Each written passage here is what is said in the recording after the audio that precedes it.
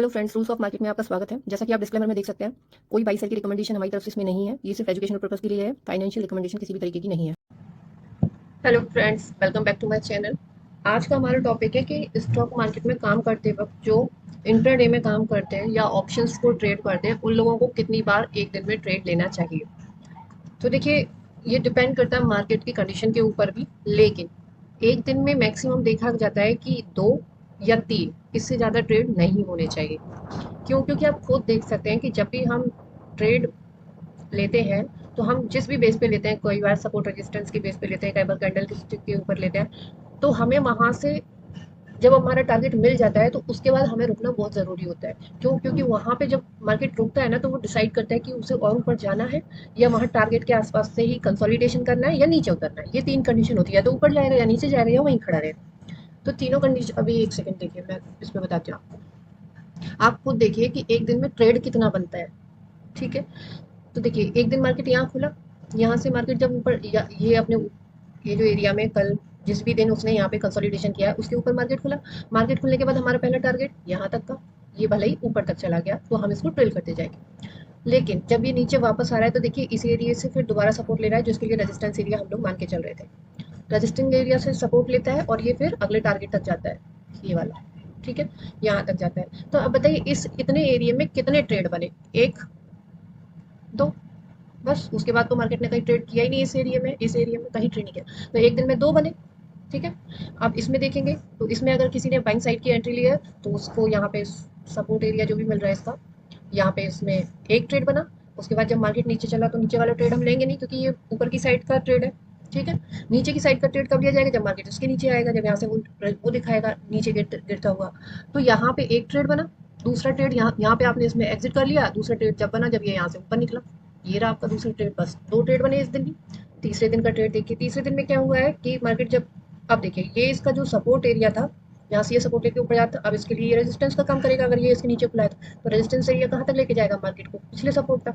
तो पिछला सपोर्ट यहाँ आ रहा है, तो मार्केट जब यहाँ से चला तो यहाँ पे आप अपने प्रॉफिट बुकिंग करेंगे कि नहीं? जो यहाँ से चल रहा है यहाँ तक के लिए, तो वो यहाँ पे अपने प्रॉफिट बुक किए। उसके बाद मार्केट थोड़ा बहुत ऊपर गया, लेकिन ऊपर जाने के बाद फिर से नीचे आया, तो यहाँ पे तो दूसरा ट्रेड भी नहीं बना, यहाँ तो एक ही ट्रेड बना। क्यों? क्योंकि इस एरिया में हम ले नहीं सकते ऊपर की साइड का ट्रेड। क्यों नहीं ले सकते? वो यहाँ के बाद लेंगे, जब हमें पता चल जाएगा कि मार्केट अब अपने हाई को भी ब्रेक कर रहा है, तब यहाँ पे हमारा दूसरा ट्रेड बनता। या यहाँ से नीचे जब चल रहा है, एक सेकंड में ये सब डिलीट कर देती हूँ। देखिए, जब ये यहाँ से चला, इस दिन भी देखिए, यहाँ पे 2 ट्रेड बने इस दिन में, इस दिन में भी 2 ट्रेड बने। ठीक है, और इस दिन में देखिए एक ही ट्रेड बना, ये वाला फर्स्ट ट्रेड, और फर्स्ट टारगेट होने के बाद अब हमारा दूसरे ट्रेड कब बनता? जब ये टाइम बिता के नीचे निकलता। ये नीचे निकला ही नहीं, मार्केट ने यहीं कहीं क्लोज कर दिया। और ये वाला ट्रेड हम ले नहीं सकते थे, क्योंकि हम अब पिछले दिन के नीचे नीचे काम कर रहे हैं। अगर हमें यहाँ पे जाना भी था तो हम यहाँ तक, जब ये मार्केट यहाँ पहुंच जाता और यहाँ पे टाइम बिता के ऊपर निकलता ना, तब हम ये दूसरा ट्रेड यहाँ पे एग्जीक्यूट करते। अभी यहाँ पे ना नीचे वाला ट्रेड मिला ना ही ऊपर वाला, एक ही ट्रेड मिला, आपने जितना भी किया हो। अब चलिए दूसरा वाला ट्रेड देख लेते हैं, इसको डिलीट कर देती हूँ। देखिए, आज के ट्रेड में क्या हुआ है? आज के ट्रेड में हमारी पहले से ही कंडीशन जो चली आ रही थी वही बता रहे हैं कि देखिए, हमने कहा था कि अगर इसके ऊपर जाता है तो हम बाइंग साइड में, तो हमने बाइंग साइड का ट्रेड लिया। बाइंग साइड का ट्रेड हमें हाई तक लेके, हाई के आसपास तक लेके, क्लोजिंग के आसपास तक लेके गया। अब क्लोजिंग के आसपास ये थोड़ी ना कि हम तुरंत यहाँ का ट्रेड ले लेंगे, नहीं, यहाँ पे हम छोड़ देंगे। हमारा टारगेट हिट हो गया, हम छोड़ देंगे। अब यहाँ पे इसको वेट करने देंगे। वेट करने के बाद अगर ये ऊपर निकलता तब हमारा एक ट्रेड बनता, नहीं निकलता तो यहाँ पे जो ये टाइम बीता रहा है, इसके बाद जब ये नीचे निकला है ना, तब हमारा एक ट्रेड यहाँ पे बना है। तो हो गए 2 ट्रेड, एक दिन में एक ट्रेड, 2 ट्रेड। तीसरा ट्रेड यहाँ बना ही नहीं, एक भी जगह तीसरा कोई ट्रेड बना ही नहीं। ना इसने एसएल किया यहाँ आके, ये भी अपना नीचे नीचे नीचे नीचे कंसोलिडेशन में ही रहा। तो देखिए, 1, 2 या 3 ये मैक्सिमम ट्रेड होते हैं इंट्राडे के लिए। जब भी हम इसके ऊपर जाते हैं तो फिर वो हम अपने लिए प्रॉब्लम्स क्रिएट करते हैं। क्यों? क्योंकि यहाँ पे हमें समझ में नहीं आ रहा, हमने यहाँ से घुसे, यहाँ ले लिया, फिर यहाँ से नीचे चला तो हमने नीचे का भी ले लिया। नीचे वाला देखिए, अब ये जब ऊपर गया है ना, तो यहाँ पे ऑप्शन का जो प्रीमियम है ना, वो यहाँ पे जैसे ये जब नीचे आएगा ना तो इतनी तेजी से नहीं बढ़ेगा। पुट का प्रीमियम इतनी तेजी से नहीं बढ़ेगा जितनी तेजी से यहाँ पे कॉल का प्रीमियम बढ़ेगा। तो यहाँ की ट्रेड तो वैसे ही बेकार हो गई। अपोजिट साइड की ट्रेड बहुत इतनी जरूरी नहीं है, अगर हो सके तो छोड़ना ही चाहिए, क्योंकि यहाँ पे प्रीमियम बहुत तेजी से नहीं बढ़ते हैं।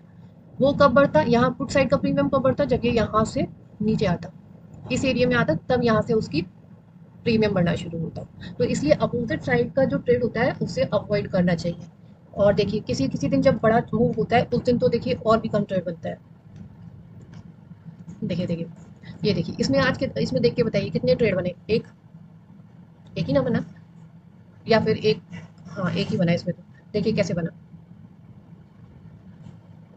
मार्केट यहाँ खुला, सपोर्ट एरिया के आसपास मार्केट खुल रहा है। इसने ऊपर जाने की कोशिश की, कहाँ तक की, प्रीवियस हाई तक। ठीक है, प्रीवियस स्विंग हाई तो है इसके बाद। स्विंग हाई के आसपास से ये फिर नीचे आया, नीचे आके नीचे नहीं गया पूरा, यहाँ पे कुछ देर टाइम बिताने लगा। टाइम बिता के फिर जब ये नीचे गिरा तो देखिए, फिर तो इसने अपने ना सपोर्ट देखे ना रेजिस्टेंस देखे, बस नीचे गिरता ही चला गया। तो देखिए ये कहाँ तक गिरा, इसको छोटा कर लेते हैं। तो जब ये यहाँ से नीचे गिरा है तो हमारा फर्स्ट टारगेट तो यही है, ये वाला एरिया। ठीक है, लेकिन ये उसी टाइम तेजी में नीचे गिर गया। अब नीचे गिर रहा है तो हमारा सेकंड टारगेट ये एरिया हो गया। यहाँ से भी ये तेजी से नीचे निकल गया, तो अब हम और पीछे देखेंगे। मतलब जो भी आपका नेक्स्ट स्विंग लो निकलते आएंगे वो इसके लिए अब टारगेट्स होते जाएंगे। अब बताइए यहाँ पे बस ऊपर का तो बना नहीं, क्यों नहीं बना, क्योंकि हम कल की क्लोजिंग के नीचे ट्रेड कर रहे हैं। ठीक है, तो कॉल साइड का तो यहाँ पे, सी का तो यहाँ पे ट्रेड ही नहीं बना। और रही बात पुट की, तो पुट का ट्रेड यहाँ बना जब इसने यहाँ पे कुछ टाइम बिता के नीचे गिरना शुरू किया। सपोर्ट एरिया से जब ये नीचे गिरा तो यहाँ पे एक पीई का ट्रेड बना। ठीक है, तो मेरे हिसाब से तो भाई यही है कि 2 से 3 ट्रेड मैक्सिमम होना चाहिए एक दिन के अंदर, चाहे आप ट्रेड ऑप्शन में कर रहे हो चाहे आप स्विंग ट्रेडिंग कर रहे हो।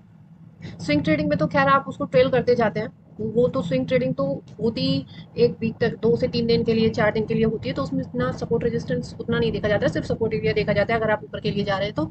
लेकिन ऑप्शंस में बहुत फास्ट मूव होने की वजह से इसमें जरूर देखना होता है कि हमें ज़्यादा ट्रेड ना करें, क्योंकि उससे क्या होता है कि आपका प्रॉफिट पूरा लॉस में कन्वर्ट हो जाता है। जो भी आपको प्रॉफिट हुआ होता है वो नीचे आते आते लॉस में बदल जाता है।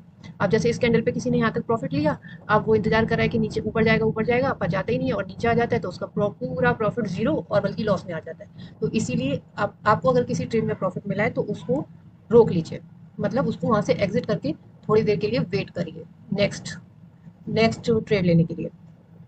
अगर वीडियो अच्छा लगा हो तो please like and subscribe. Please like and subscribe and hit the bell icon.